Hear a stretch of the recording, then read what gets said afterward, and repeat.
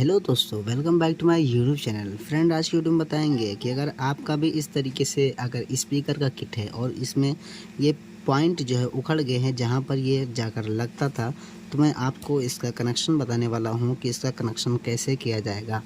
देखो, यहाँ पर जो होता है ये आपका इधर प्लस पॉइंट होता है और ये ग्राउंड होता है, ये ग्राउंड होता है। तो ग्राउंड का आप इस पर भी जंपर दे सकते हो और ये जो या फिर यहाँ पर भी आप इसको जंपर दे सकते हो, ठीक है।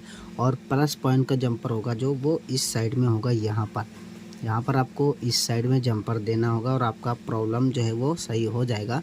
यानी इसका कनेक्शन इस तरीके से ये आपका माइनस हो जाएगा, ये आपका प्लस। आप इसको जंपर देकर अपने प्रॉब्लम को सॉल्व कर सकते हो। Thanks for watching.